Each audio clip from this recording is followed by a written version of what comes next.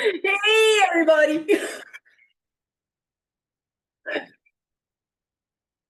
Hey, everybody. It's Kat. Good morning.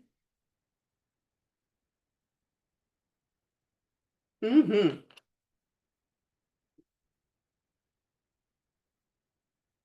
We are.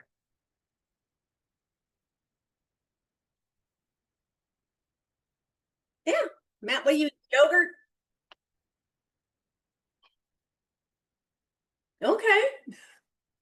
Did you fart Tarjay?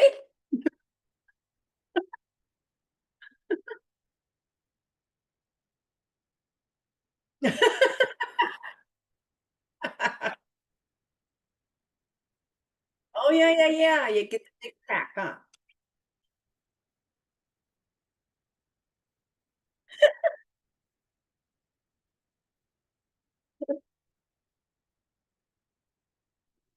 Were you?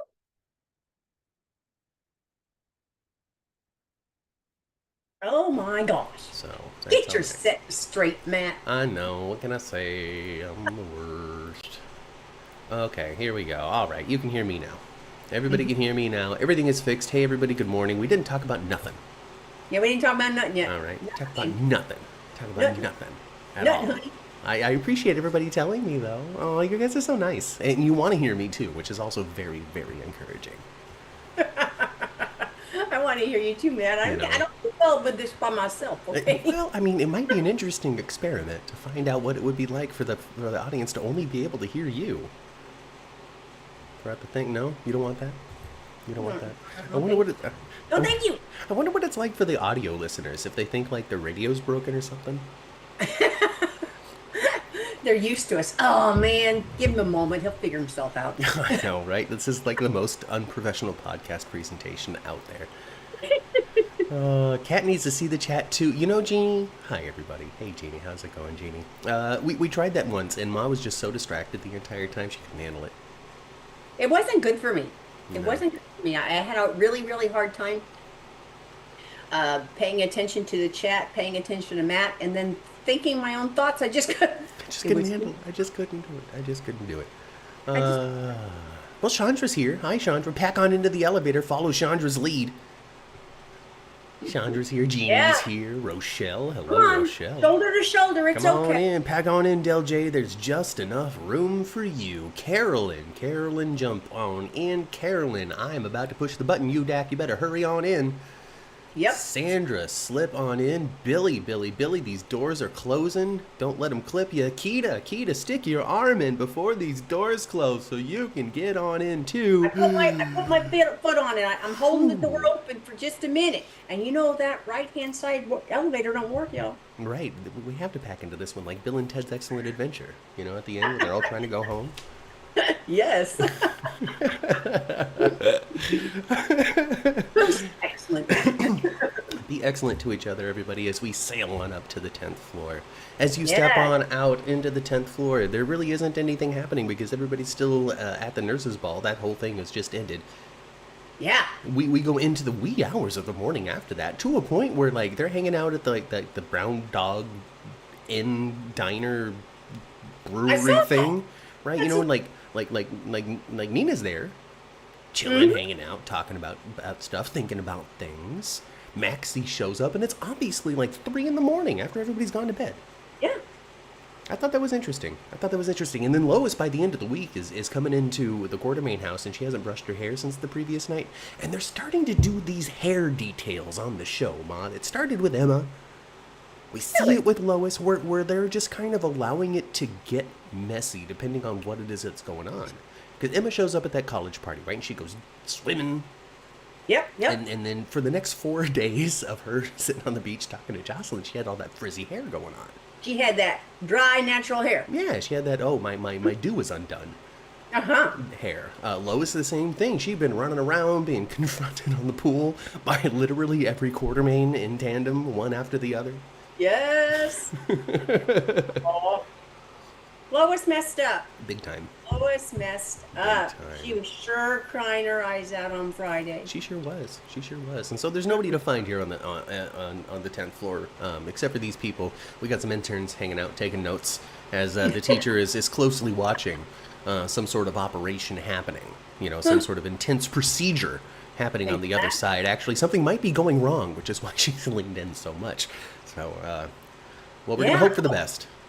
Yeah, there's nobody in the hospital right now, huh? Nobody. They were all singing and dancing at the Metro Court. They're all singing and dancing at the Metro Court, yes. Mm-hmm.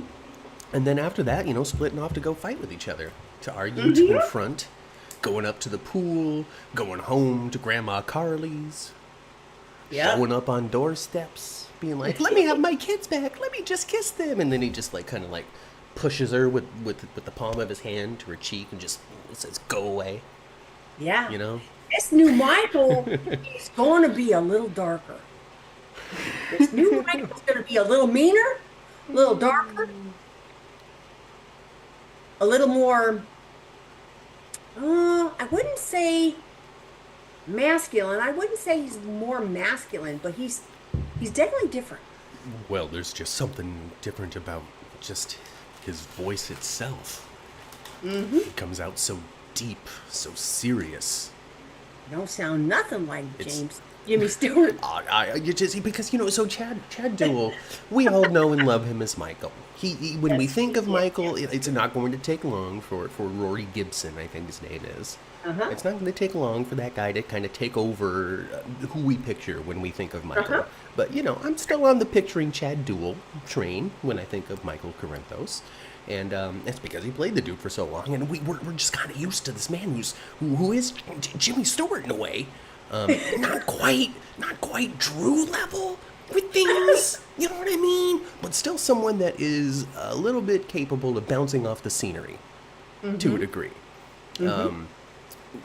And Rory Gibson is far more contained, far more focused.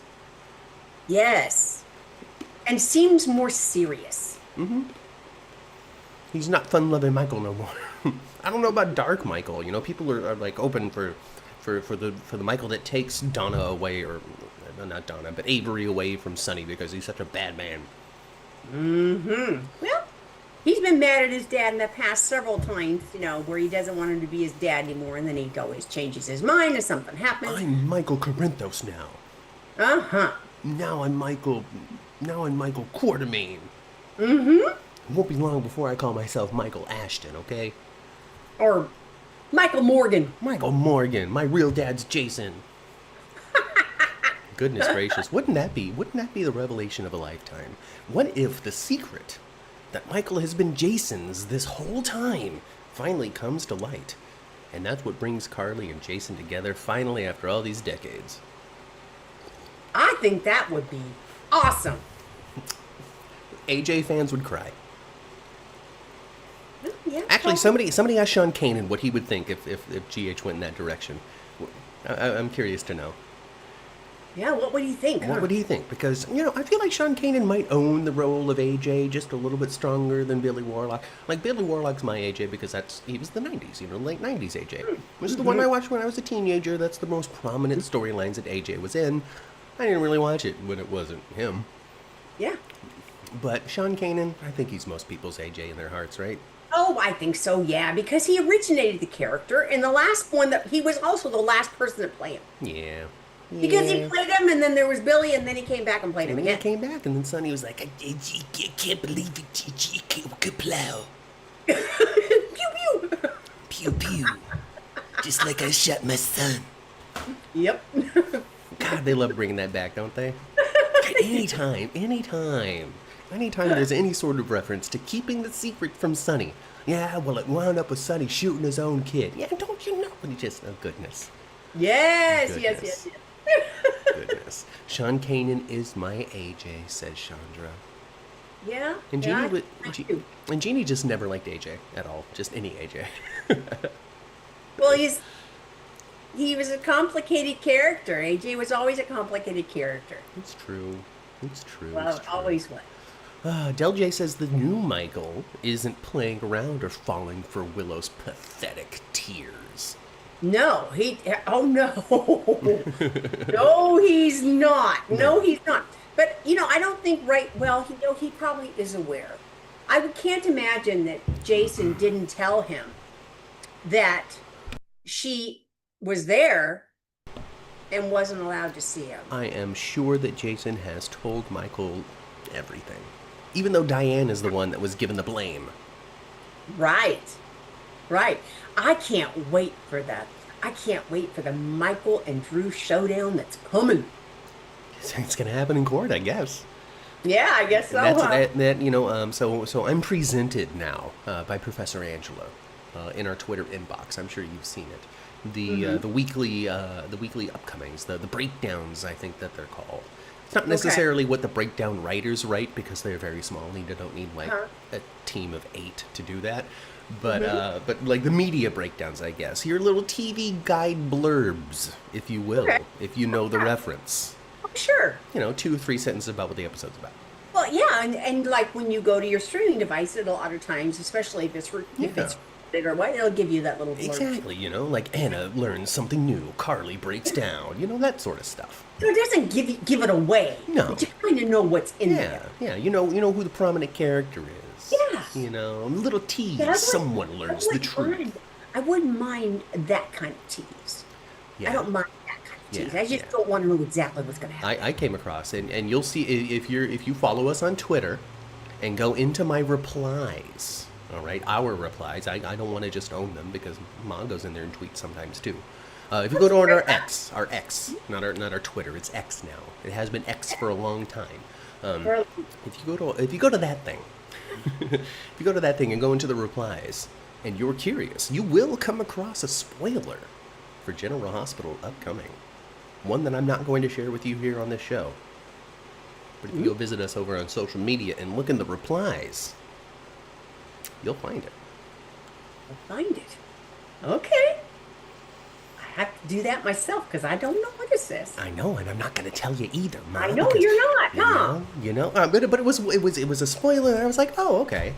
Well, that's kind of neat. I'm sorry that I know it, but this is something to look forward to.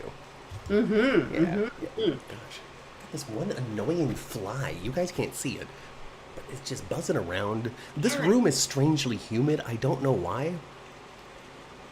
It's very weird. It's very weird.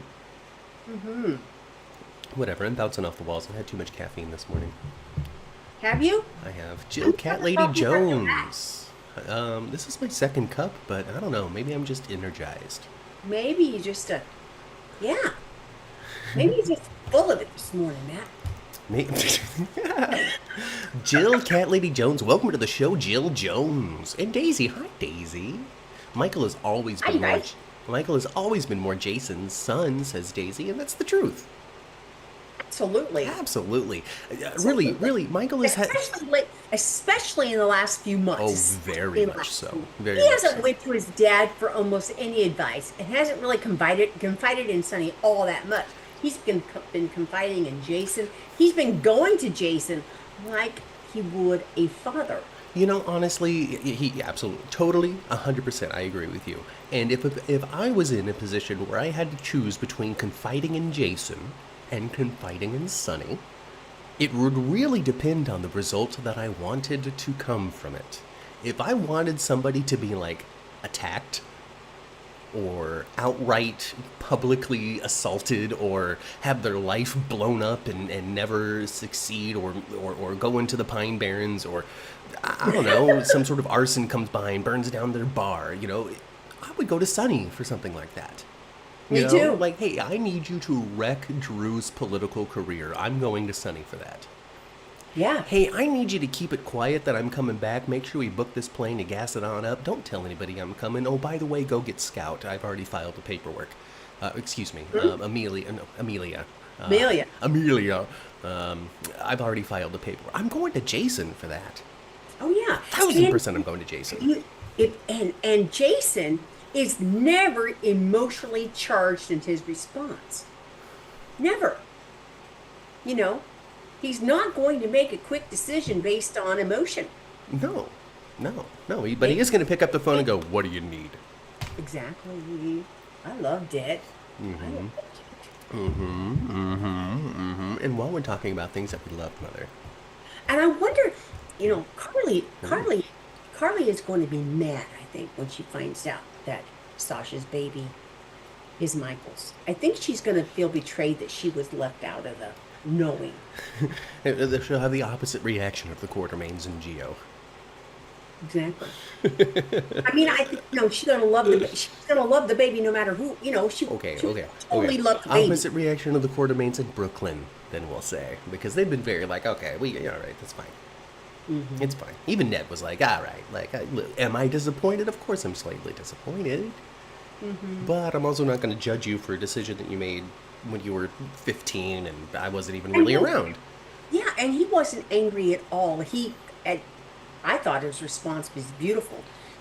He just so much wanted to help her back then. Mm-hmm. I could have helped her. Yeah. I She would have been needed there. her dad, and I could have helped her. And I fully believe, too, that of all of the Quartermains, Ned would definitely be the one to have not told Edward or Alan. He might have told Lila. He would not have told his mom. I don't think he would have even told Olivia. Eva would have broke his heart not to. Yeah, but I mean, that's a more recent development. Where, if we were to put ourselves into back then. Picture. No. But if we were to think about it back then, for sure, I would think that of all of the Quartermains around at the time, Ned would have been the one that would keep it under wraps. So. And it doesn't appear that Sonny knew about it, even though I kind of thought maybe he did. No, yeah, they definitely put that to bed this week, I think. Sonny didn't know. He did not know. So all this time you were just trying to, like, let me have a connection to my grands. Yes, Sonny, that's what I was trying to do. And then they hugged because somebody needs to be on her side. You know who you sounded like right then? You didn't sound like Lois. You know who you sounded like? You sounded like the rabbit from Jessica Rabbit. You sounded like him a little bit. Roger Rabbit? Yeah, like Jessica. I don't know. Shave and a haircut. Like, 2 bits. Oh my goodness. Really? Oh my god. Oh my goodness gracious. Anyway, what were we talking about? Oh, we were talking about General Hospital. We're talking about Lois and Sonny. We're talking about Lois. Yeah. So, it doesn't. I mean, it doesn't surprise me that Sonny is on, a sympathetic ear for Lois. They go back way back when. I don't know because I didn't watch it. Hers as teenagers. I didn't watch it back then. In the 90s and stuff when Lois was breezing in and out of town and whatnot. So right. I don't know what sort of connection they might have established between the two of them way back when. Mm-hmm. But it's definitely anchored and very strong now.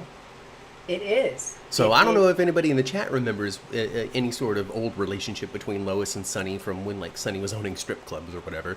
I don't remember how much emphasis they put on the fact that Sonny and Lois were from the same neighborhood, Bensonhurst, when Lois first came onto the show. I don't remember how they introduced Lois. Well, I mean, I think Lois was an older character than Sonny. Wasn't she on in the 80s with Ned? I don't think so. I don't know. You guys have to let me know when that whole Brooklyn Bridge wedding ceremony thing happened. Yeah. Hire Matt for his wide range of voices. Jeannie, thank you so much. I appreciate it. Let me not squish the compliment. But there's definitely room for me to grow.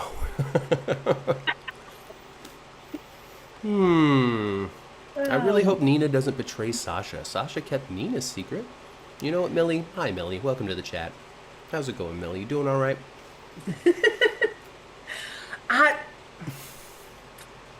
Yeah. I don't know about all that. She's conflicted because she has her real daughter Willow. Exactly. And she has her spiritual heart daughter, Sasha. Yeah. Yes, and she was telling Ava that she really doesn't want to use this information because she has figured out that Sasha's baby is Michael's. And of course, it's going to come out in soap opera style in the courtroom. Oh boy, I've seen some great stuff in the courtroom over the years. Good stuff. Lois wasn't on until the 90s. She married in 95. Look at that, Ma. Look at that.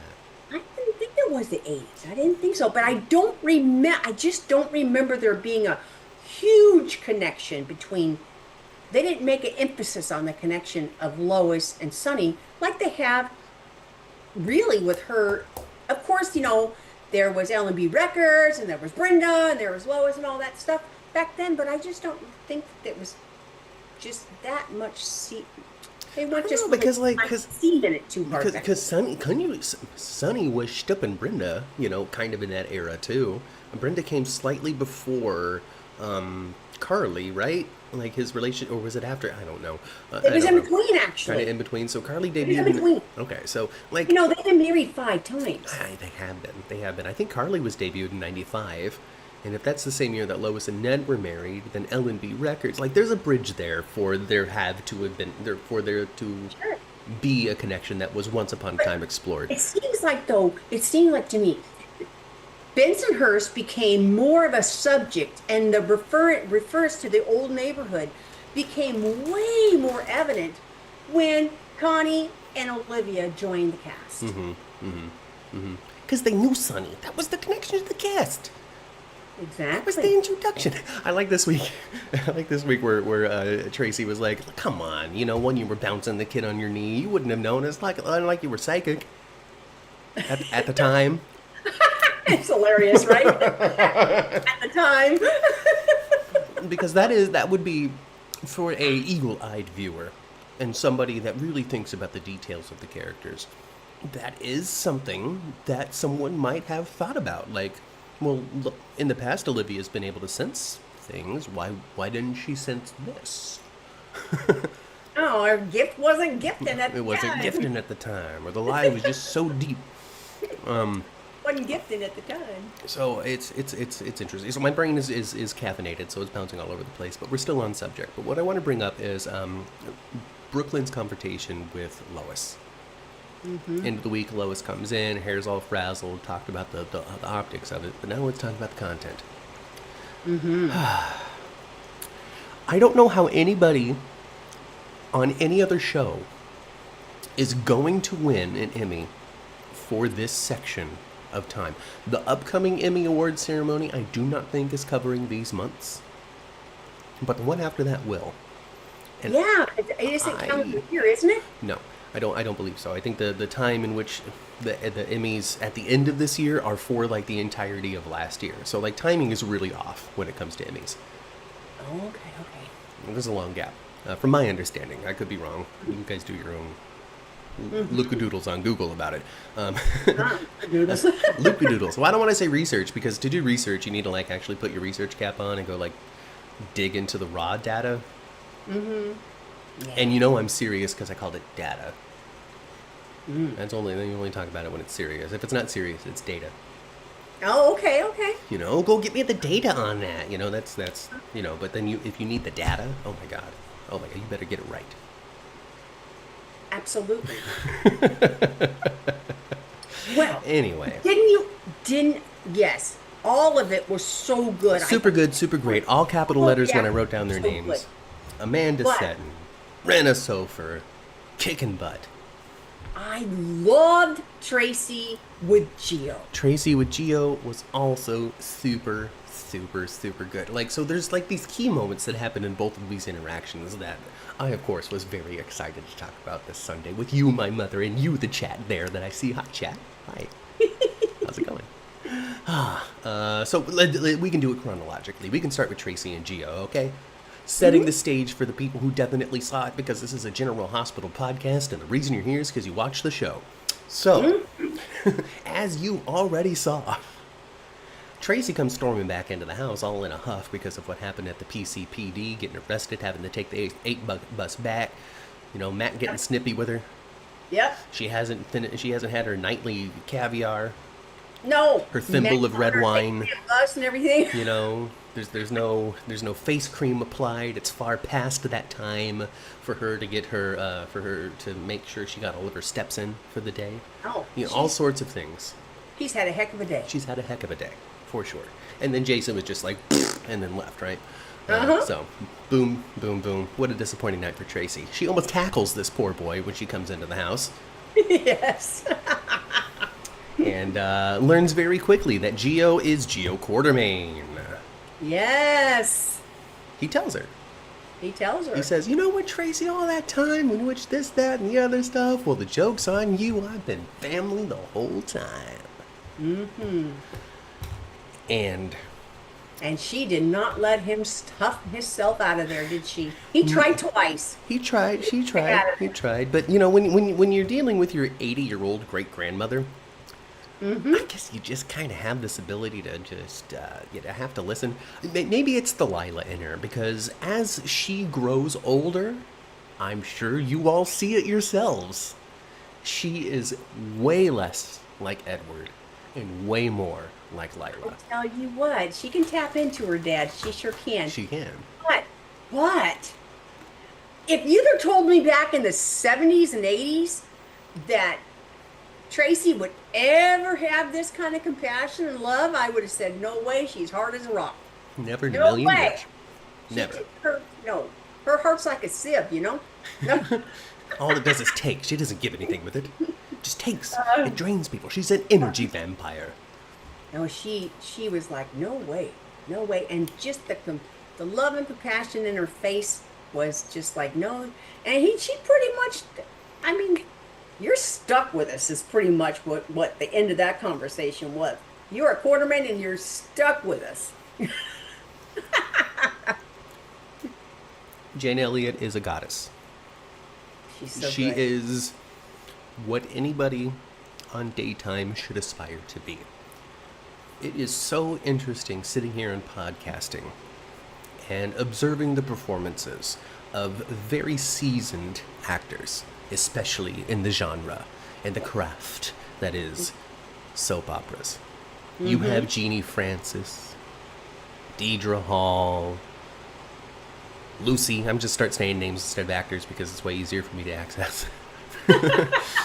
You know, Sure. Maggie over on Days of Our Lives, even Anita and Vernon over on Beyond the Gates. They're not soap seasoned, but they're seasoned Oh, they're actors. pretty seasoned, yes.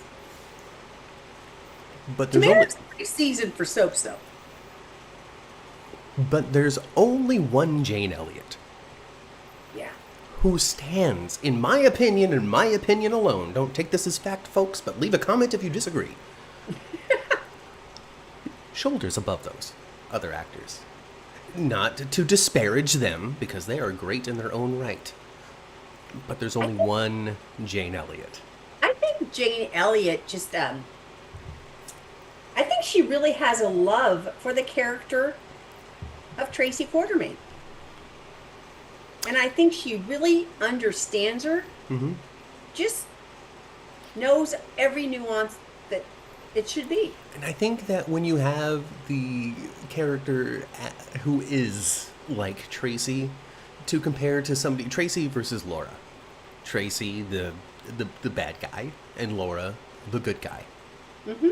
Bad girl, good girl, whatever, you know. Mm-hmm. And there is always more interesting moments to play when you're the bad guy. Oh, sure. And also, there is a depth to villainy that heroism does not get. Mm-hmm. I'm the good person. I'm making the right choice. I'm standing upright. I'm the moral center. You don't ever really get many opportunities to get deeper than that. Laura had a secret kid, Nicholas. Okay. Mm-hmm. But then she was also locked away in a chair staring out a window for 10 years. Yeah. Tracy, on the other hand, has been on 3 different soap operas as Tracy Quartermain. Mm-hmm. Has been the hero, has been the villain, has had kids, has had young kids and old kids, has been involved, like, has had so much more going on than the character of Laura. Mm-hmm. And this isn't hate against Laura, this is only a comparison of artistry, I guess we'll say. Yeah, I think that Jane Elliott has so much to latch onto when it comes to who is Tracy, what matters to her, what are her motivations, what would push her to here, what would push her to over here, and what brings her back to the center. Because she's had to play that. What brings her back to the center versus a Laura or Jeannie Francis who hasn't really had to do that with the character, get pulled back to a center because they're not going off on the deep end very often. Well, Deep Tracy will protect her family to her last absolute breath. And she's the kind of fool that like, okay, if anybody's going to abuse my family, it's going to be me. It'll be me. It'll be me. It's older brother syndrome, you know? Like if anybody's gonna beat up my little brother, it's gonna be me, okay? Exactly. You don't put your hands on him. I do that. Yeah, Yes. exactly. That's my job. That's my job. I toughen him up so he can fight off people like you. Yeah. Oh goodness. So anyway, so Jane Elliott, head and shoulders above the rest, she is able to play these moments like nobody else. The way she melts into the scene, into the moment, in which every sort of bravado and shield and falsehood of Tracy that she puts up in her regular daily life, of her just walking around and just whining, because that's what Tracy does to kind of establish presence in the house. She puts that away. Immediately. Immediately, and she becomes so frickin' eager to introduce this kid to the Quartermains. Especially to the two Quartermains that she loves and respects and admired the most, and he never had a chance to meet, which is Edward and Lila. This brooch was my mom's. This picture is of them. Like everything that they built is without saying those words. Yes. But everything that they built, everything that is in here of Edward and Lila also belongs to you. And it's a moment. These are your great-grandparents. No, your great-great-grandparents, because you are of another generation Yes. of Quartermains. That I have to remind myself that you're Brooklyn's kid, even though you're a grown-ass man. Mm-hmm. Just amazing. It Just was flipping so- amazing. So good. Ooh. Ooh. Yes. Oh my gosh. Oh my gosh. I haven't been reading this chat. What's some chat have to say? I love Tracy and Gio's moments, says Millie. Also, Gio and Emma, they make a great future couple. You know what? Millie, I would say they make a great current couple. I love Gio and Emma together. And I love the fact, that's gonna Emma actually softens Gio toward the Quartermains because she exists because a Quartermain was selfless. The insane. Okay. All right. I got it. Listen, I'm the art one, okay? I don't know if anybody else does it like I do. But I'm the one that treats this like fine art. Because it has the potential to be extremely, extremely pulled off well. Like, I can't phrase things well, but every once in a while, especially on General Hospital, they just are able to just pull it the F off, and they did it with the Gio reveal. We all knew that it was coming. They waited long enough for us to be really ready for it, but not so long that we're like, oh, frickin' K. Let's go. Let's do this thing. All right, so the timing was absolutely bonkers perfect. And the fact that if you were to just go on to X, Twitter, whatever it is, and search Gio Palmieri General Hospital or whatever, and then just read tweets from 2004 to 2025, especially in the last couple of months when it comes to reaction to Gio, they did everything right to slowly pull you in and give this actor a little bit here and a little bit there and a little bit more there and a little bit more there and a little bit more here. Yep. Until they popped that balloon. And everybody went, oh my God, what a moment. I have embraced this character. I have embraced this cast member in such a way that I didn't think I would. I really can see this scene next week. I can see this scene next week where Gio says, I don't want anything to do with those. He's talking to Emma. I don't want anything to do with these damn Quartermains. Da da da da da da. Thank you, Emma. I wouldn't have gotten through this without you this week. That you've been everything to me. And she says, well, I wouldn't even be here if it wasn't for your great great grandfather's selflessness. Yeah, but my Brooklyn selfishness is my problem, not Edward's. Yeah, I get you though, Ma. I get you. I get you. I don't know if we'll get it next week. You know, maybe a week after that, maybe two, or maybe it's just the motivation. Because, like I said, if we get into the details of the little bit here, the little bit there, the little bit here, a lot of that was in that crypt thing, standing beside Emma, and then Emma having her. It's quality writing, folks. It's subconscious psychological writing where they do all of this stuff and you don't think about how it all binds together. Even after it all pops off, you don't think about all these little details that that made you care, that informed you of all these little pieces of the plot that made this moment work. You can't do this moment on its own. You can't do this without the crypt, and you can't do this without Emma and her connection to the Quartermains. You can't do it without Anna. You can't do it without Dante and Brooklyn and Chase and Cody and that whole secret and the Lulu revel. You can't do that without all of the buildup.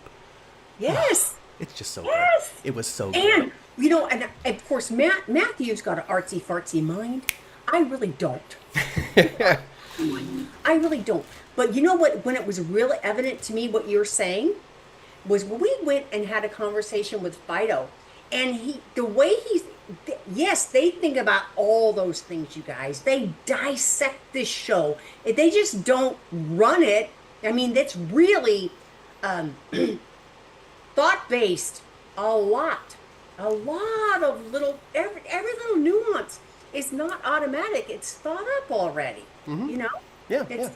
They're not just coasting. And it was really obvious when we were talking with Fido just how much care is put into all of this. They think about it. They work hard at it. They do not try to waste any time that they have. They have 37 minutes a day, 5 days a week, which is more time than more shows. But still, that's not a lot of time to tell stories about 60 characters. 60 is an exaggeration, right? But yeah. Because you always got, I don't know how many stories going at one time, but no less than 5. Half a dozen. No less than 5, yeah. Right? At any time. So, Chandra says that's why I don't bash the writers. We know that the network has the final say, all that sort of stuff. It's totally true. The network has the final say on things. I think that's why we get a lot of pregnancy storylines and stuff, because that's what ABC feels comfortable with. Little things Disney like that. has to okay every storyline that comes up. Mm-hmm. Disney has the final say. Disney can go, nope, X that one, and they do. They do that. Mm-hmm. Not everything flies. Michelle says, no, Matt, there are a lot of Jane Elliots out there. But I get your point, and I agree. I guess Jane Elliot probably isn't the most unique of names. I would think that there might be a few Jane Elliots out there, especially of the era that Jane Elliot was born in. I don't think there are a lot of Janes now. I have a friend named Pam Elliot. Hey, there you go. Well, she might have a cousin named Jane. Maybe. I don't know. You're funny, Michelle. Okay, so all that great stuff, super wonderful, amazing, I love it. Fast forward, Brooklyn and Lois. Lois comes in, frizzled hair, all that sort of stuff, big confrontation. Amanda Sutton earning her keep. Oh my gosh. Proving. Amanda. Man, oh man, see you on the red carpet, girl. I mean, goodness gracious, I hope we're invited. Invite us. Put the pretzel down. So good, so amazing, so fantastic. Just work of all work. Double thumbs up. Siskel and Ebert says, "Give me more." I wonder next week. At the end of Friday, and when Brooklyn's just letting her mom Lois know that she pretty much is not going to be forgiven and don't want to have nothing to do with her. And I mean, the whole scene was just so emotionally driven for both of them. It was heartbreaking. Absolutely. And then Grandma Travolta comes in at the end there. Mm-hmm. I don't think Brooklyn is going to be quite. I mean, she's pretty ruthless with Lois, and I don't blame her. But I don't think she's going to go after her grandma as hard. I also think she's going to tell her, though. I think that Brooklyn is going to try to buck up to Grandma Gloria, but Grandma Gloria is a little more likely to just punch her than Lois. I get the feeling that Grandma Gloria was just more of a like whatever comforts that the Cerullo family enjoys in the Bensonhurst neighborhood today was built off of the hard labor of Gloria Cerullo selling oranges on the corner in 1930 or something like that. I don't know. Her whole generation, yeah, right? Yeah. Now, to me, it would have been a little more effective if when Gloria walked in and said, "Don't you talk to your mother like that," she should have walked in with, "Don't you talk to my daughter like that." Well, I guess. You know, these are moments, Mom. These are the things that are debated. I am sure, beyond a shadow of a doubt, that they sat there and they thought, and they read the line that was written, "Don't you talk to my mother that way, or your mother that way, or even don't you talk to my daughter that way." That might have even been the original line. And I am sure that they sat down and they thought about it and they rolled it around a little bit. They said it out loud a couple of times, and they thought, okay, what is it that we're really getting Gloria to say? Is she coming in here to defend Lois as a mom, or is she coming in here to defend her daughter's choices? Or, and defend herself. She was way in that pot. It was her idea to give the baby to Corella. It was, absolutely. It wasn't Lois's idea. No. It was actually Grandma Gloria's idea to do that. It was. So Gloria is the master manipulator after all. She's the one that's responsible for everything. Well, people had to go along with her, though. So I'm trying to build up, and it's good that you started talking about this, because I was trying to build up to the boiling point of the conversation between Brooklyn and Lois, in which Brooklyn says, you took the choice that I had for, like, you made all of these choices for Gio, and effectively made it so I couldn't make any choices for him. Mm-hmm. And there's been some discourse out there. What does Brooklyn mean by that? And since this show is purposeful, there is something that Brooklyn meant by that. Mm-hmm. And I don't think it's what people are leaning toward when it comes to their analysis. Let me put these nerd glasses on. All right.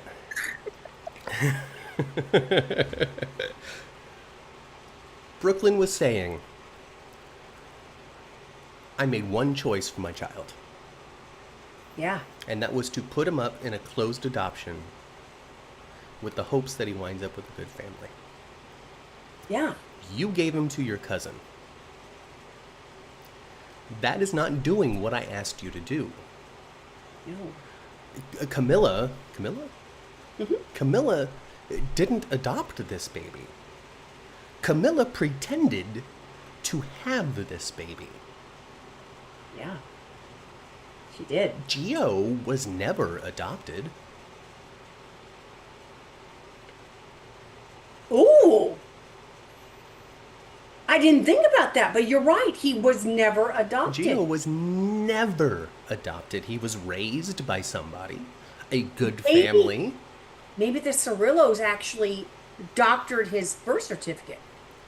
Somehow, got someone to falsify his birth certificate to make it, Camilla's his birth mother. I would think that they would have had to done that at some point for the kid to get a driver's license. Some sort of minor documentation having to be made. Sure. Nothing so deep and crazy. So he was born baby boy Cirillo. He was born baby boy Cirillo. So he would have had a social security number and all that sort of stuff. So they didn't have to do anything that was too great. But yeah, putting a different name on the birth certificate would be something that would likely have had to have happened at some point. Yeah. So, little minor things like that. But yeah, this kid was never truly adopted. He was never put into an agency. There was no closed adoption. There was, I gave him to my cousin and we kept it a secret. So yeah. Lois took the only choice that Brooklyn ever made for their child, before even knowing if he was male or female. Took that choice and completely ignored it. She did. So that's what Brooklyn was saying in that moment. I feel that's what Brooklyn was saying in that moment. Not, you manipulated me into giving my kid away.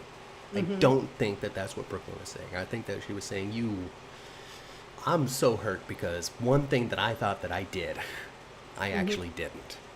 Mm-hmm. Mm-hmm. It's hurtful. It's so sad. It was good. My goodness, it was good, wasn't it? Yeah. Michelle didn't think of it either, Mama Cat. What's that? I don't know. Sometimes some of these reactions are later because there's the delay between us talking and the chat saying it, and then them typing it out, and then me reading it, and so I have no idea what it's in reference to. But she didn't think of it either, and you said it, Ma. Okay. Lois said that the baby had gone to the Catholic agency, but the agency had closed before Gio was born. Lie upon lie, says Miss Chandra. Hey, yes! Cover on top of cover on top of lies cover. After lies after lies, Gloria and Lois. And that's why everybody's mad, because of the lies. Mm-hmm. Because of the lies. Should have just given the kid up for adoption, really. She didn't keep Gio around. Oh, and if she wouldn't have brought him to Port Chuck, He was only supposed to come for a visit. We talked about that a little bit last week. He was I only supposed to know. come, hang out for a little bit, but then he goes to PCU. Mm-hmm. Well, might as well stay. They got a great music program because this is the finest university in all of the United States. Sure. It's better than Can be, Juilliard. and I can be near my good great friend Uncle Sonny. Violin prodigy Gio is not going to Juilliard, but he's going to No. PCU instead because of their Yes. fine music program. Yeah, didn't make any sense. I know. But maybe General Hospital is trying to avoid any sort of references to Juilliard because of oh wait, I can't do this anymore. Nope. Because of me, Maxie, and my training at Juilliard. No one adopted Gio, I mean, says Michelle. Yes, you're right. Nobody's adopted him. I didn't think of it either, Mama Cat. That's what it is. Yeah, there's no adoptions. The whole thing that she asked for was not done. Plenty of reasons to be pissed off at your mama. Plenty of reasons. Plenty of Oh reasons. boy, oh boy, oh. But ultimately, it's going to be A-okay. The one person, that's all messed up in this that really does need, like, to be told off, many times, and that's that doggone Lulu. Yeah, this is all her fault. It is It all her really fault. is. It really is. It really is. A lot of it is, it's absolutely Lulu. And you know what? She was like, oh, well, they're lying that's not fair to Dante and da da da. I'm sorry. That is not what she was really driven by. She was driven by, let me mess with Brooklyn's life. Because she This hates is Brooklyn. so fun She to hates mess him. with Brooklyn's life. You can hear it in her disdain in her voice when she talks about, oh, well, that's just Brooklyn being Brooklyn. Like, Exactly. She hates her so much. Even with all this stuff going on and everybody else sees how shattered Brooklyn is, Lulu's like, this is another brilliant thing that the show has done. too bad, so sad. One of those That's minor, her idea. one of those minor psychological things that I was talking about, where they feed you these things and you don't realize that you're putting it together until you're watching it on the show. This is a result of Lulu missing the last 4 years, because over the last 4 years, Brooklyn has had a major character change. She sure has. 4 years ago, she was Major. still a pretentious little brat. This was the whole Bailey Lou situation happened while Lulu was in a coma. Yeah, Pretty and that sure. I'm pretty was sure it did. Pivotal. It's pivotal to Brooklyn. Pivotal to Brooklyn. Changed her big time when she was taking care of Bailey Lou and pretending to be her mom. Yep. Changed her life, connected her to Chase, gave her maternal instinct, maybe even made her think about Gio a little bit in some sort of quiet way that they didn't write at the time. And Lulu has not been listening since she woke up and came back home. She has not been listening to Maxie. No. Not at all. Maxie and Brooklyn used to have a horrible relationship. She didn't get along with Brooklyn any better than Lulu did. So Lulu, missing the last 4 years of character development of Brooklyn, wakes up thinking that Brooklyn is exactly the same person she always has been. Yeah. And she's just married now. Who cares? Do you remember back in the day? When Brooklyn went to work at the company bit, The family. deception? Yeah. Oh, not ELQ? deception. As the social ELQ. media. Yeah. Yeah, remember when she went to work at ELQ for a little while and was working for her dad, and she was like messing it all up, and Yeah, she couldn't she reach the accidentally tweeted some picture of a folder or something that was yes, some company secret. Yes. Yeah, Yeah. I So do. even they've grown up Brooklyn in so many ways over the last 4 years. Totally. She's had her throat slashed. She has. She lost her singing career. She got married. She learned that her husband cannot father children. Yes. Oh goodness gracious. All of that. After all these close calls, says Udak, after all these close calls in other people's lives, you would think that Lulu would be grateful for her life and just live it. Oh well, you would think so, huh? But she's so into protecting Dante. Dante don't need no protecting. He's fine. How long do you think it's going to be before, since Dante and Lulu, hate each other but love each other, and I never want to be with you again, and are fighting like adolescents? How long do you think it's going to be before, Lulu jumps on them Cody bones, huh? I have a feeling that might happen. Feeling that might happen because they are, I don't think they're all that flirtatious, but they are friends. They had this moment. Cody are good friends actually, and Cody has a sense of Cody. Cody has a sense he can reel Lulu in and calm her down. He does. I He has. think that they had this moment last week, just before the nurse's ball. Maybe it was 2 weeks ago. Where they were looking up information about the band, Camilla's band. And she was tapping on the computer, Googling things, finding things within 45 seconds because she's that damn good. And she leans in, reads something that Cody had looked up. He was leaning over his shoulder, and they kind of gave each other this uncomfortable glance before pulling back. So it might be there. I wouldn't be a bit surprised. It might be there. It might be there, and I wouldn't be a bit surprised. I wouldn't be a bit surprised if that happens. Me either. Dante and Lulu get back together? Inevitable. Inevitable. Give it some time. Probably. First, we got to make a Cody pit stop and a little rivalry with Molly. Yeah. Because I don't know if Lulu and Molly have ever really interacted, so that's neat. Not a lot, not a lot, but also they don't. I don't see them in kind of in the same. I can't say generation. They're not that far apart, but you know what I mean. I understand. Lulu was on the show before. Molly was more of a child. Not anymore, though. They've anymore. soarized to the same generation.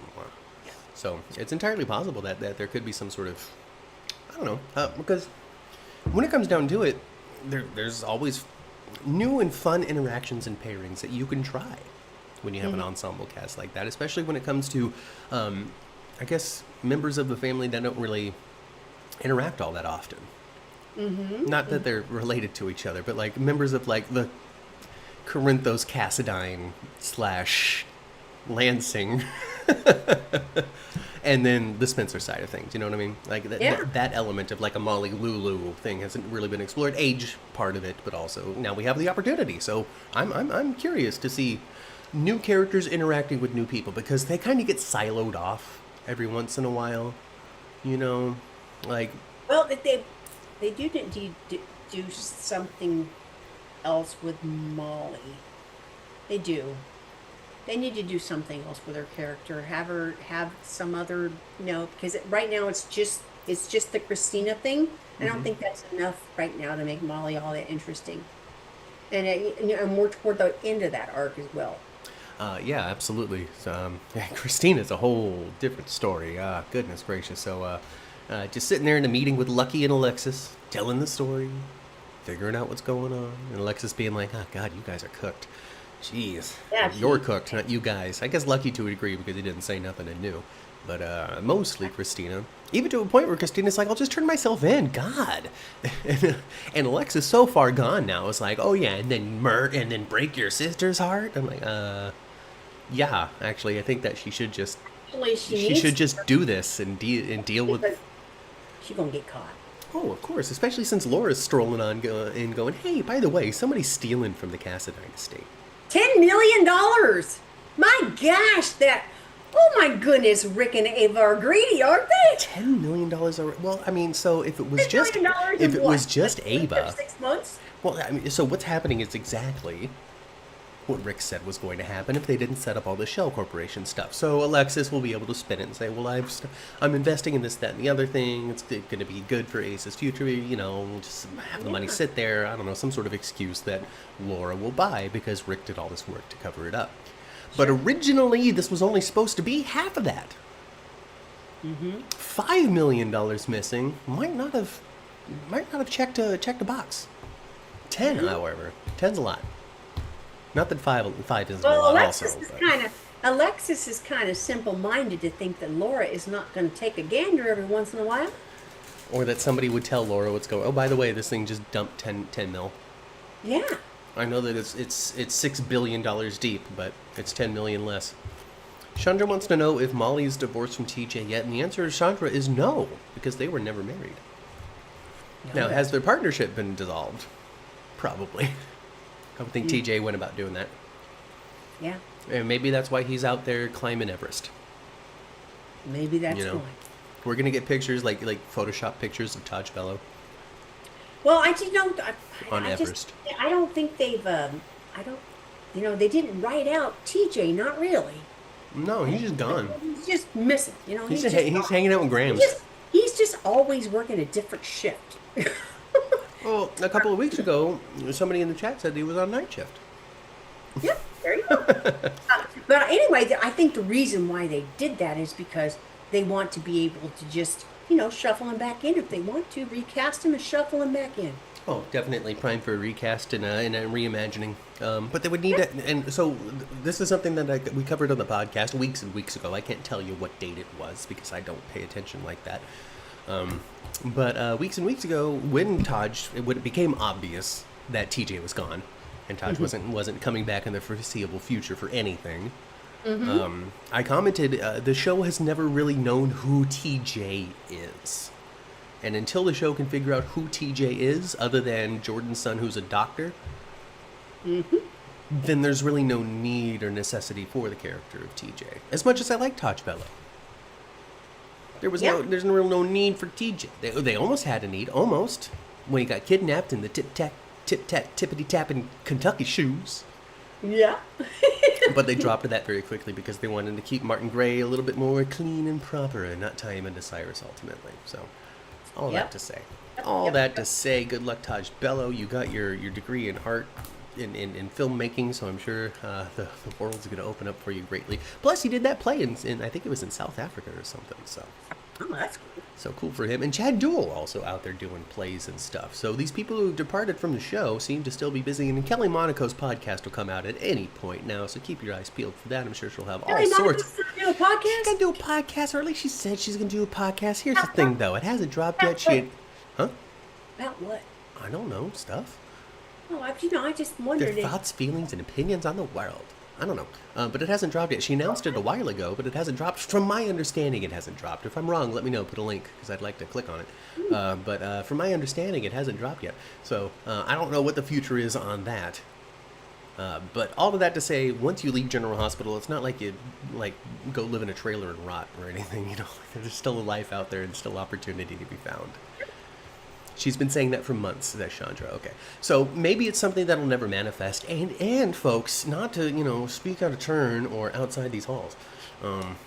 But if it never manifests and she spent months saying, oh, I'm going to do this, and then ultimately doesn't, might be a little insight into what it might be like working with Kelly Monaco, which might inform why she's not on the show anymore.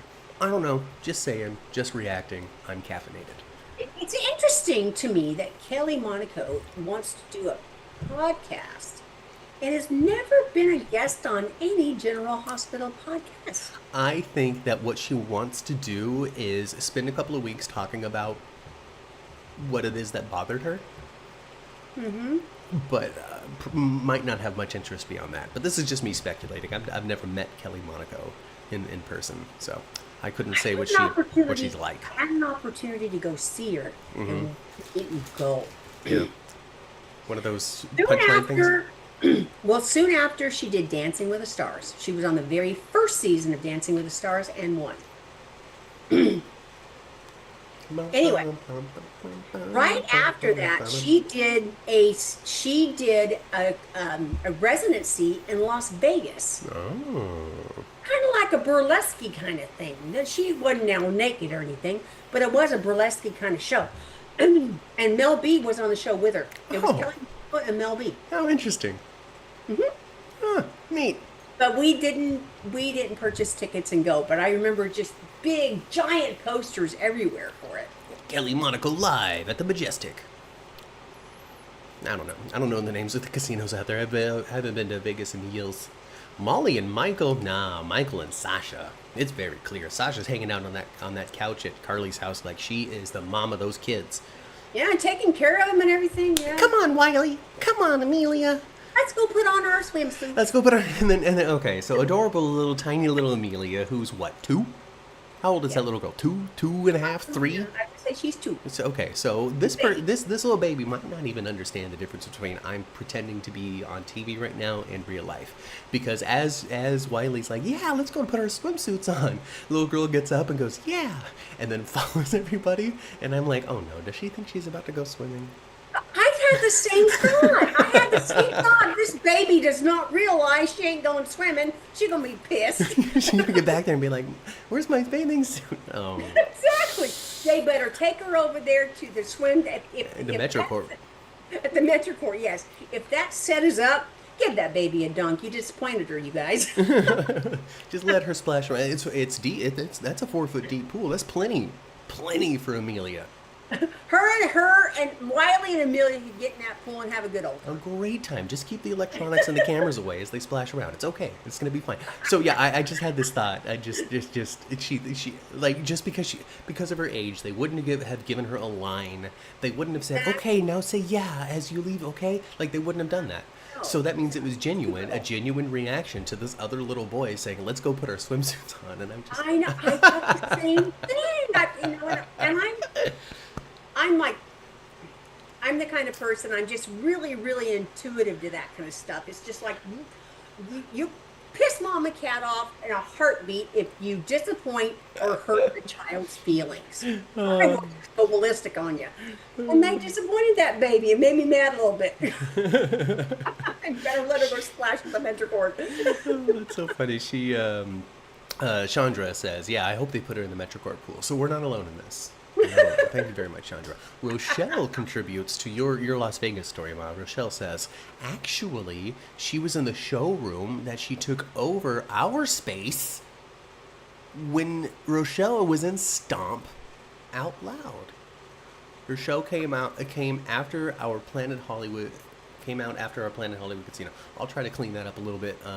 It seems as though Kelly Monaco took over for Rochelle's Stomp show in Vegas in the Planet Hollywood Casino. I remember seeing all the posters for it and all that. And it was and Dad and I went to Vegas around the time that it was debuting, so they were really pushing it, you know. Wow! Well, look at that. 1 degree separated from the Kelly Monaco show. Just one little degree separated. I wonder if anybody in the chat has met Kevin Bacon. Because then that would, put us very close to Kevin Bacon as well. There you go. 7 degrees. I mean, 6 degrees, I believe it is, to Kevin Bacon, because everybody's only 6 degrees separated. Rochelle is a celebrity. Rochelle. She went out to Vegas for that and never left. So she's still out there in Vegas doing her thing. You still in shows, Rochelle? Let us know. Maybe we'll come check it out sometime. Yeah, that's cool. I want to Go hear. see you live in Vegas doing kick lines, all that sort of stuff. Gio and Emma, we talked about them. Jocelyn wasn't up to much. This is what we got to talk about, Ma. This is what we got to talk about. Jocelyn was at the house with Michael and everybody. Yeah, but she was just kind of a part of the welcome back parade. Yeah. I don't even remember the interaction, so I can't say that there was anything that I felt like was tremendously impactful from it. Even his couch conversation with Carly, I don't remember a whole lot of. I remember it happened. I remember him being like, "Yeah, good job with the whole custody thing." But beyond that, I thought his interaction with Jason was a little more telling. But at the same time, though, that there was more. Well, of course, they had some dialogue, but it was very just telling in the face. The way they looked at one another. Yeah. And then we also have to swim through the new seriousness of Michael as well, So trying to get used to the new cadence and rhythm that is Michael Corinthos. I just love the relationship of Jason and Tracy now. I just love it. I just love it. Well, Rochelle will let us know when she's casting her next gig. As it stands right now, her mind is elsewhere. But when she catches her next one, she'll let us know. All right. And I'm in Los Angeles, not that far from Vegas. All right, not that far at all. Not that far. So we gotta talk about the moment that I fast forwarded, and I fast forwarded because not because of the content necessarily, because I always fast forward the content. You're not a fast forwarder kind of guy. You fast forward love scenes. You don't like it. So that's what I skipped this week. I fast forwarded right through that darn thing. And it Oh, wasn't okay, because okay. they were getting it on, and not because I'm disinterested in watching the fake simulated getting it on daytime. And that's the whole thing. If you love it, go for it. I'm not saying that they shouldn't do it or you shouldn't watch it or it's wrong. I'm just not the audience for it. But I mostly turned it off because there was no gigantic, nasty scar on Kai. No, there sure wasn't. There was no gigantic, gaping, festering, nearly infected because he got out of the hospital too darn soon to go to the nurse's ball, healing spinal scar. I know, right? Why? Did they Now, lie to Kai? Did they not actually do surgery on this guy? they should at least have the bandages on on his Like, back. not even a band-aid, mother. I know. Not even a band-aid. I know. And like, just why? Why not? Yeah, I didn't really think about that. I don't think a lot of us did actually, Matt. I don't know. I don't know. I think I they didn't lie. see, at this point, I don't even see the point of having the surgery at all. The It has. writing, I don't understand what the, I guess we'll get there. When it comes down to it, Trina, as popular as she is, and deservedly so, she is a passionate character who is often on the right side of morality. She'll be the one to be like, "Hey, this is the right choice in the situation," and you need those people on a soap. And she's impassioned about it. She's engaging to younger audiences. She's a beautiful woman. All that. So great positives about Trina and about Tabyana Ali. Nothing to take away. But it's clear that Trina is like a C tier character on the show. She's there. She's prominent. She's regular. But she is not what they would be considering their main draw storyline wise. Not at current. Not currently. Not right now, and not with Kai. So I think there's a measure of just keeping them busy okay. to it, So, but that also means because they're also not getting the same focus as like a Carly or a Michael or even a Lucky and Liz kind of at this point, or maybe like a Lucky and Liz, where you're going to get the developments very slowly every couple of months. They met, they had tension, but they're getting over that. They're liking each other. But now he gets injured, surgery. Couple of months. But now they're falling further. Now they're consummating their relationship. They're becoming physical with one another. She's truly moving on from Spencer, and this might be the very last time she mentions him. Because what a strange time to bring up your dead ex-boyfriend. It is. Are we really going to talk about this right now? I think it's probably what Kai should have said. So that might be the last time she mentioned Spencer, but all of that to say, we're going to get the ba-dum cadence to these stories. So he had the surgery, and now here's going to be the consequence from it. This is the result of their relationship, how it interacts with them. The What's only, next? Hey, Melinda. I guess having him have the surgery and have her help him get through it kind of put them, cemented their relationship a little bit. Mm-hmm. So there's that. We just have to see what happens after this Yeah. next ba-dum. Yeah, exactly. Exactly. And Chandra very, very wisely pointing out that if we were to take a look at Gio at this time last year, it's very much the same thing. It's just kind of hanging on the sideline. Yeah, he's got the violin player and this little drama here, and he gets Yes. wrapped up in that, and a misunderstanding, and he's on Sunny's side, and Tracy doesn't like it. Like, these little things, and now pop off, boom, big story. Well, I'm just wondering, did the purpose of giving him the surgery is to have him be able to play football again? I don't know. Well, I mean, if that was the point, then there's no point of having the surgery. So there has to be something else. I don't know. Because he's not like if he was a character that was a decade deep and his thing had been football the whole 10 years, yes, I would say that this is his miracle cure and he's back on the field. Yes. But since he's brand spanking new and this is the first thing that ever happened to him, there's probably more dramatic license in it failing at some point than him just getting back on the field. I think, I thought this past week, maybe all of this will give Kai an interest in sports medicine or something.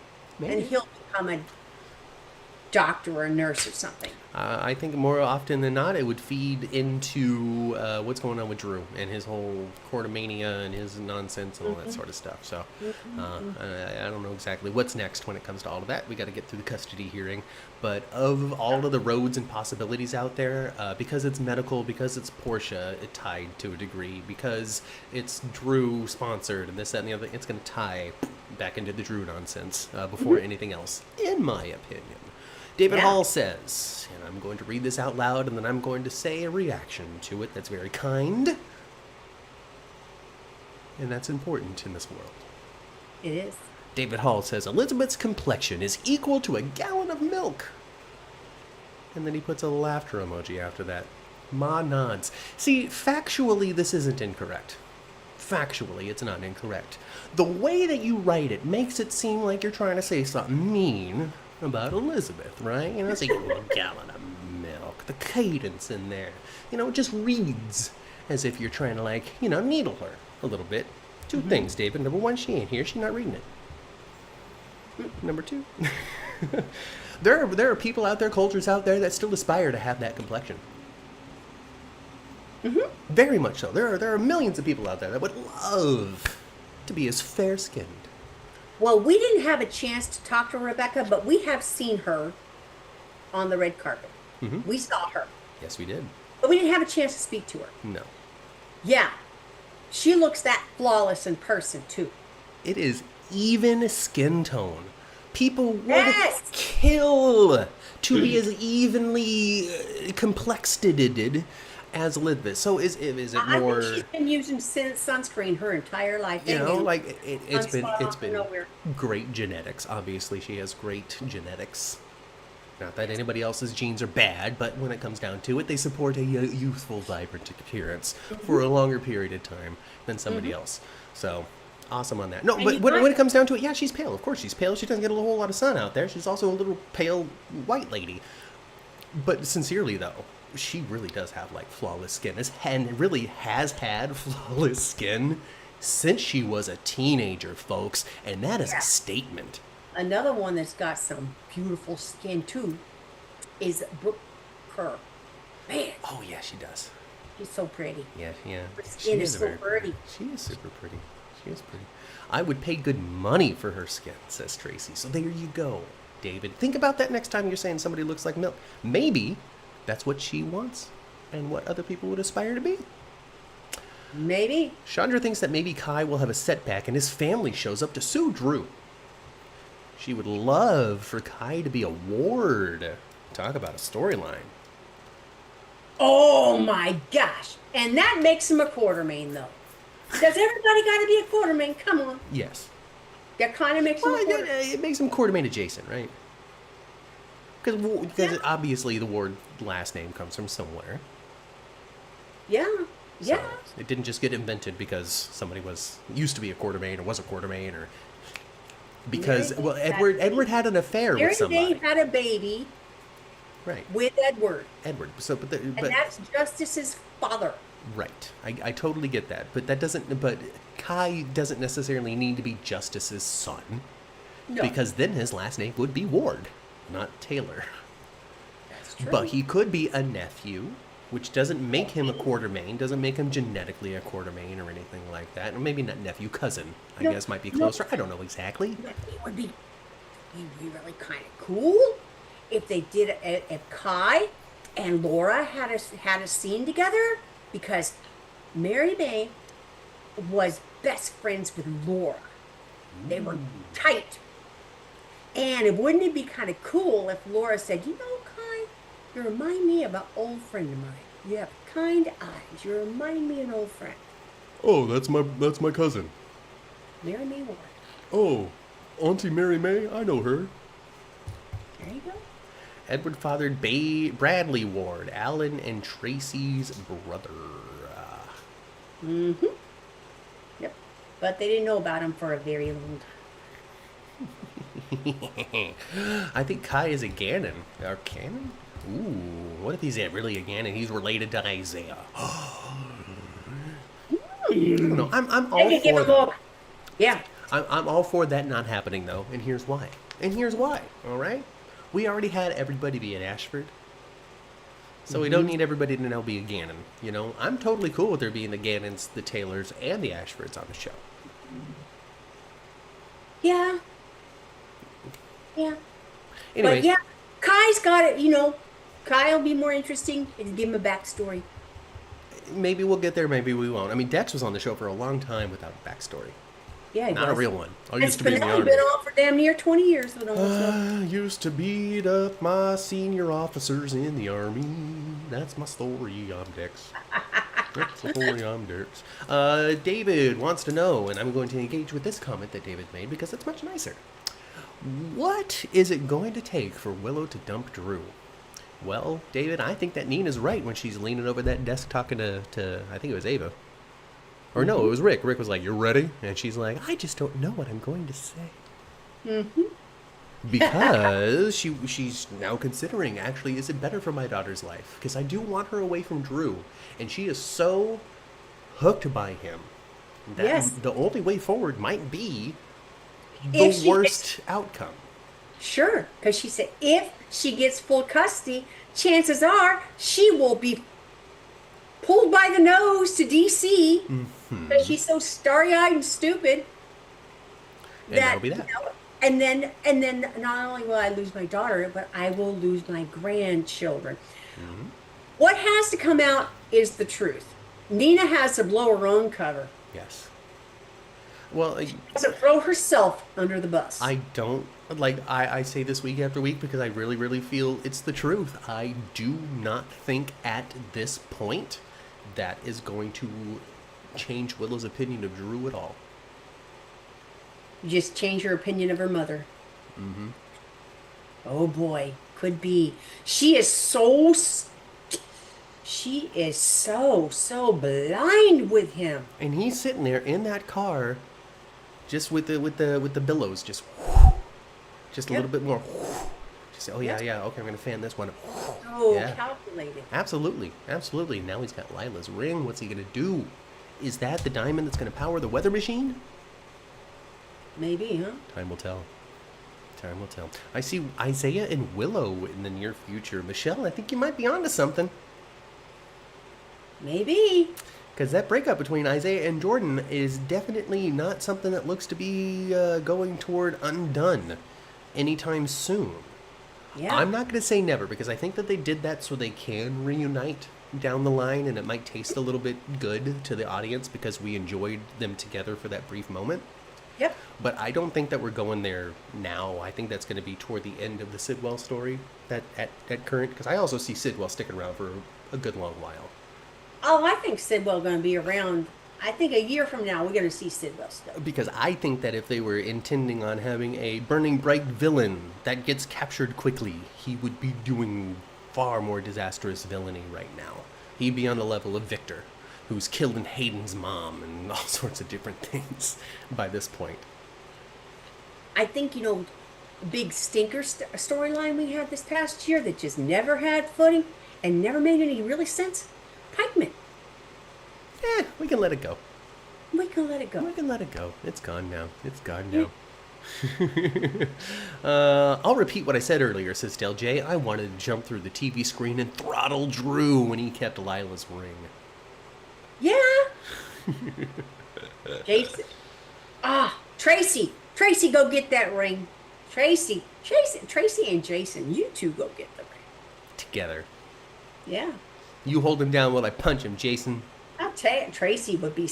Tracy could. Oh my gosh, she got her own little Stone Cold standing with her all the time. And people don't listen to her.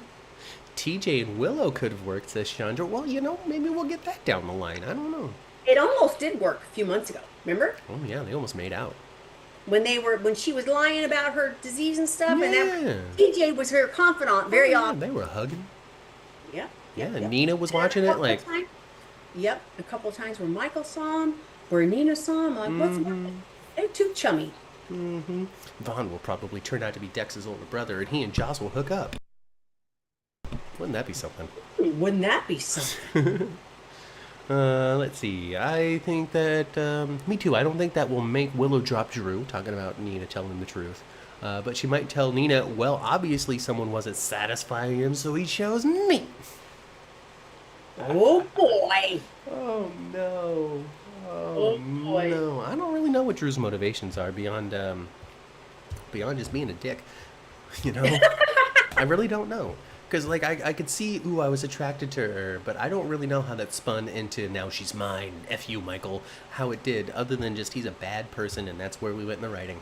Well, yeah. When he came out of jail the last time, he just won the thing. He just won the same. They knocked him, Book knocked him a little screwy. Mm-hmm. You know, we're going to call it Book's fault. Because Mm-hmm. Cyrus wasn't there to stop him. Mm-hmm. Isaiah would look good for Willow. You know, the thing is that, like, I guess Isaiah would have to see the beautiful, glamorous person underneath or something. Because as it stands right now, I don't know why a different man other than Drew would be interested in Willow at all. You wouldn't think so. Because literally everybody's kind of come up in one after the other being like, oh, so you're still with him after that prostitute thing. Perhaps if after, if Drew breaks Willow's heart and then they dissolve, I could see her maybe with Isaiah, and then they, kind of like where he's just been a friendly ear kind of thing. So, But no, I don't see anybody stealing her from Drew. I think she's gonna have to find out the dirty truth about Drew before she can actually get him out from underneath her skin. Shauna thinks that the ring is actually very symbolic for Drew's motivations, saying that his conversation he had with Jason a little while ago, where he's like, "Oh, Golden Boy Jason, getting the attention of Edward, got to live in the house." Da-da-da-da-da-da-da. This is him taking his section of Quartermain, taking Lila's ring, taking Michael's wife. Yes, yes, yes, and jealousy and just angry because he wasn't chosen to he wasn't the twin that wound up in the house. Nope. Nope. And That's he not his doesn't fault. It's not his fault. No. No, he is the twin that got shoved down the stairs by Franco, though, because he was getting diddled, and that's no fun. No. That is no fun at all, folks. No fun at all. No. Well, this was pre-diddle. It's so he wouldn't get diddled. Franco saved him from that, because Franco was a good person up until the brain tumor. And then he was a good person again after that, but he had just done terrible things. Yes. I miss Franco, I really do. You know what? I miss Roger Howarth. If they were able to have Roger Howarth play Franco without all of the Franco baggage that got the character axed, I would be totally happy. Yeah. But My they favorite can't. My favorite Franco scenario was when he had that dude in the dog crate. I loved it. Using his Franco abilities for good instead of evil. Yep. So I guess so next week we have we'll wrap up. We'll start leaning. We're gonna go downhill now, Ma. All right, Okay. get back onto the elevator, folks. I'm pushing the first floor. All right, so next week, come on, Udak, Michelle, Shauna, don't fall too far behind. Okay, all right, okay, all right. Who else is here? David, you have to take the stairs. All right. Lights. It's a All good right. thing you're It's for the milk comment. All right. It's for the milk comment. All right. Next week, custody battle. Next week, people learn new things. I don't know what it is, but that's always a part of the thing. Someone learns something new. So take your pick. It's Elizabeth. Elizabeth learns something new, and it's the aftermath of Lucky saying, "Yeah, there's something there. I know a little more about your accident than I." Yeah. Looks like Lucky's gonna tell her the So truth. he's going to tell her the truth. She's going to be pissed off because so next week we get to look forward to Lucky and Liz angst because they've been coming together, and now there's a reason for Liz to be like, "What the Lucky? This is so you, dude. Like, were you drunk? Huh? Like, what were you on drugs? Like, what was it this time? Luck? Huh?" So we get that. We get that. Next week we get custody battle. Oh yes, we're gonna have a lot of this. People are taking the stand next week. All right, we are getting courtroom drama and shenanigans. Gio goes back to the Q house. Yes, he does. He said that when he was at the cabin with Emma. What I got to do, he's saying, I want to go on a road trip. But she's like, "No, let's go." I gotta She's like, figure out. she's Emma's his ride or die. Absolutely. So far. Emma is his ride or die. She's like, yeah, I'm up for anything. My grandma wants to know when I'm coming home, but let's go. Let's do Whatever. this thing. Let's do But this then thing. he's like, no, I gotta go. I Yeah. gotta go back to the house. I gotta go back to the house. Yeah, it's gone. Oh man, he's gonna have a conversation with Sonny next week too. I saw in the preview.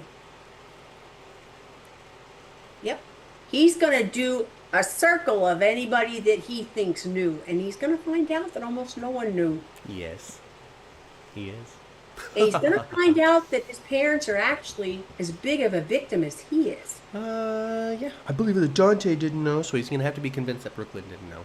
And well, Gloria's in the house, so maybe she'll be able to come in and just be like, "Hey, no, I'm John Travolta's sister. I just need you to sit down, okay, Sandy?" Hey, thanks for the subscription, Nick. Yeah. Woo, woo, and also everybody that subscribed last time too. Mm-hmm. Next time too. Hey, David. Remember that Chandra has the power to make you shut up. Just remember that. Just remember that. All right, folks, get on into the elevator. Get down to the first floor. Get out of the hospital because the interns have to wash up and they're messy. Mm-hmm. Go on into the parking garage. Avoid any sort of explosive devices that may or may not have been planted by Sidwell or by Drew or by Well, Brennan. you know that Sidwell is hatching out a new plan. He's got to be. Actually, Jeannie, you do have the power to do that as well, as does moderator Cheryl. Anybody with a little wrench next to their name. I know you're kidding, David. That's why you have them in silence so far, but don't take it too far. All right, folks. That's it. Go spend some time with your families. Follow us on Twitter, 10th Floor GH. Subscribe if you like the show. Like the show if you liked the show. I really can't see my hands anymore when I do this. And come back at 1:30. And come back at 1:30. We talk about Days of Our Lives and Beyond the Gates. Probably more about Days of Our Lives because, boy, oh boy, what a week. Yes. So, that's it, folks. Go spend some time with your families. Come back in an hour. I've been Matt. And I've been Kat. And we'll catch you next week right here on the 10th floor and also later. And wow, Malarkey Mayhem just subscribed too. Thank you for that. Goodbye. Hey! Goodbye. We need more malarkey in our life.